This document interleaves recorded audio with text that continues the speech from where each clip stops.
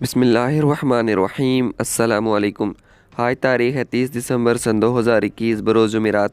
Kuwait Urdu news के साथ मैं हूं मोहम्मद उमर। आज की इस वीडियो में कुवैत से कुछ ताज़ा तरीन न्यूज़ अपडेट शामिल करते हैं। खबर है कि कुवैत के ड्राइविंग लाइसेंस की तजदीद के अमल में नई रुकावट पैदा कर दी गई है। ऑनलाइन ड्राइविंग लाइसेंस की तजदीद कियोस्क पर जारी होने की ज़मानत नहीं देता है। तफसीलात के मुताबिक कुवैत के महकमा ट्रैफिक ने एक मुख्तसर वक्फे के बाद गैर मुल्कियों के लिए ड्राइविंग लाइसेंस की तजदीद के लिए ऑनलाइन सर्विस दोबारा शुरू कर दी है।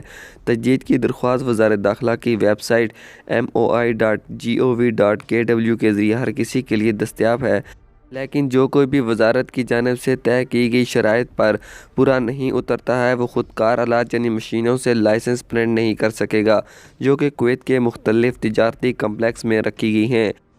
यहाँ ऐसा भी देखने में आया है कि कुछ तारकीन वतन जो महकमा ट्रैफिक की वेबसाइट में बताई गई शराइत पर पूरा नहीं उतरते, उन्होंने वेबसाइट पर अपना अमल मुकम्मल किया, फ़ीस अदा की और अपने ड्राइविंग लाइसेंस की तजदीद की, लेकिन जब वो कमर्शियल कम्प्लेक्स में रखी मशीनों पर प्रिंट करने गए तो वो हैरान रह गए कि क्योंकि मशीनों ने ड्राइविंग लाइसेंस जारी नहीं किया। इसने इन्हें ट्रैफिक डिपार्टमेंट का दौरा करने और जायज़ा लेने का पैगाम दिया, जहां आमतौर पर ड्राइविंग लाइसेंस होल्डर के डेटा की तस्दीक की जाती है। शराइत पूरी ना होने पर इसने पुराना ड्राइविंग लाइसेंस वापस लिया गया और वजारत की जानिब से कुवैत मोबाइल ID एप्लीकेशन पर पैगाम भेजा जाता है कि वो वजारत की जानिब से तय की गई शराइत पर पूरा नहीं उतरते, लिहाजा इनका ड्राइविंग लाइसेंस कैंसिल कर दिया जाए। अगली खबर शामिल करते हैं कि नौ मुंतखब कुवैती वज़ीर तिजारत और सनत का कहना है कि 60 साल गैर मुल्कियों का मामला जल्द हल किया जाएगा। कुवैत में बनने वाली नई हुकूमत की जानिब से 60 साल तारकीन वतन के मसले का हल तलाश करने की यकीन दहानी, जबकि प्राइवेट सेक्टर में कुवैती शहरियों को काम पर रखने का मजबूत इरादा ज़ाहिर किया गया है।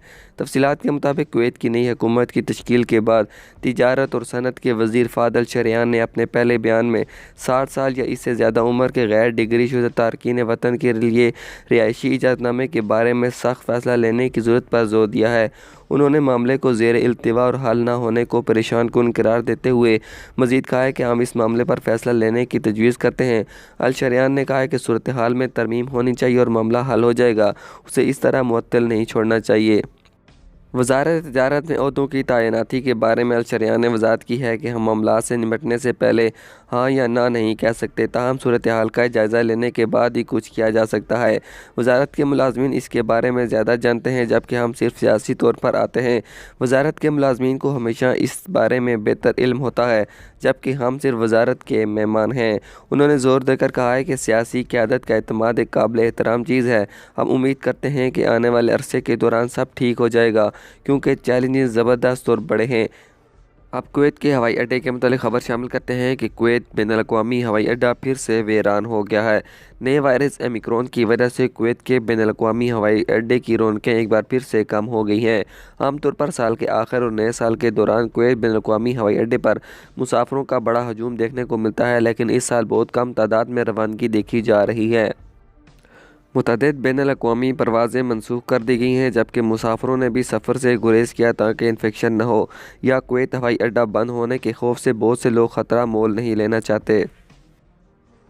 आज की ख़बरों से इतना ही। मज़ीद ख़बरों के लिए हमारे YouTube चैनल पर विज़िट करें, हमारे चैनल को सब्सक्राइब करें और बेल आइकन को ज़रूर प्रेस करें ताकि आप लम्हा ब लम्हा अपडेट हासिल कर सकें। मुझे दीजिए इजाज़त। अल्लाह हाफ़िज़।